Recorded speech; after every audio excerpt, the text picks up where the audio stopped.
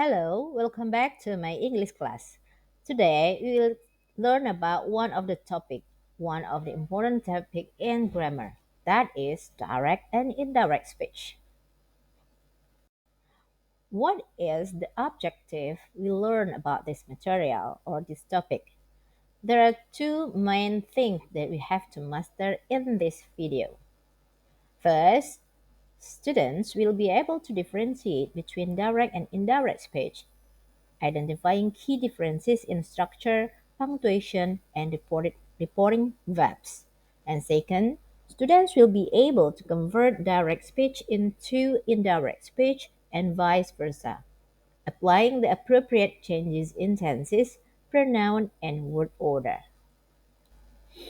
In bahasa, it means that siswa harus bisa membedakan antara direct and indirect speech, dan siswa harus tahu bagaimana perbedaan kunci dalam struktur, tanda baca, dan kata kerja pelaporannya.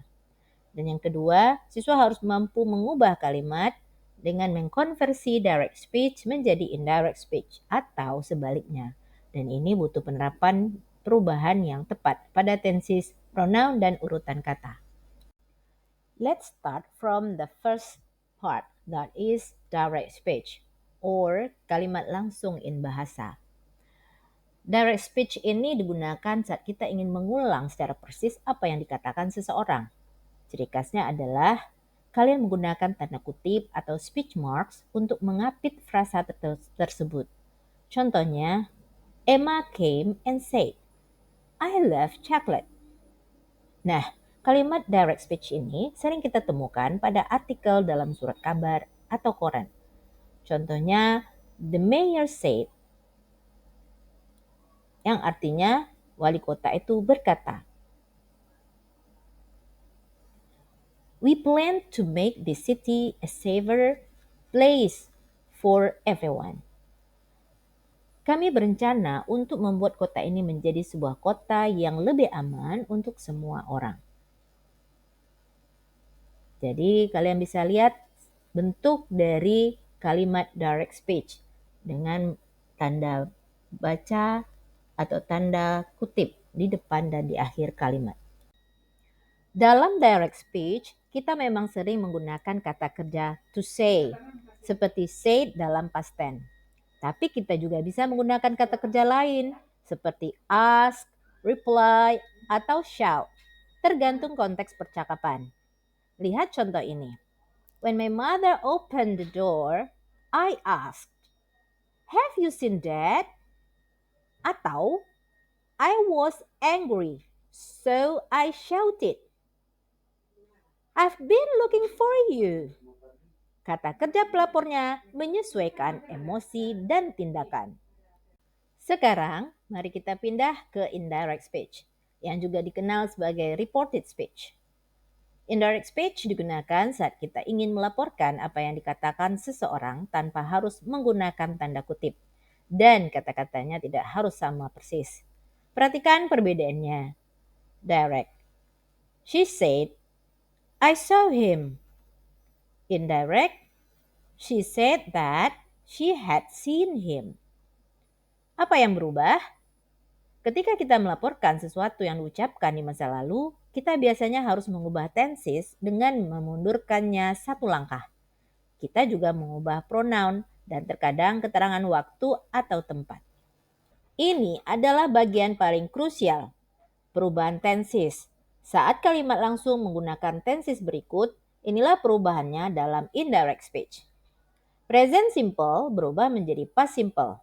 Contoh, I live menjadi he live.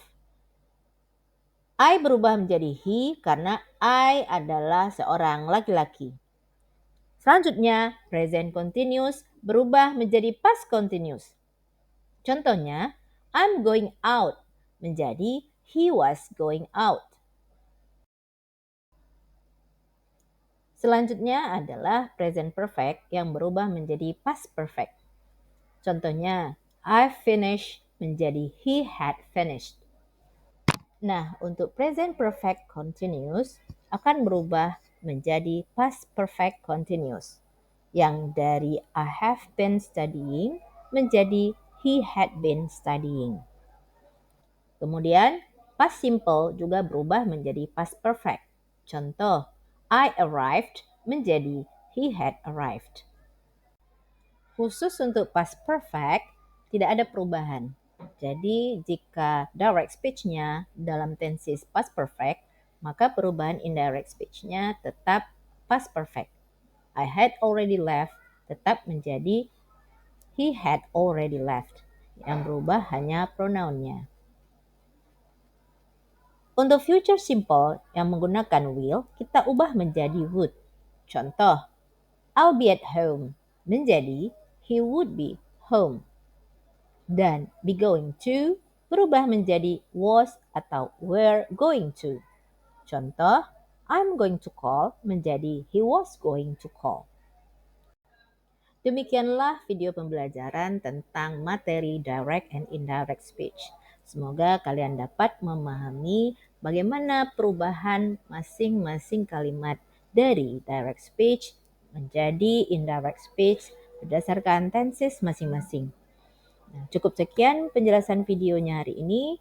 Nanti di kelas akan kita lanjutkan dengan membuat kalimat direct speech dan memindahkan atau mengganti ke indirect speech. Semoga berhasil dan semangat untuk belajar. Sampai jumpa.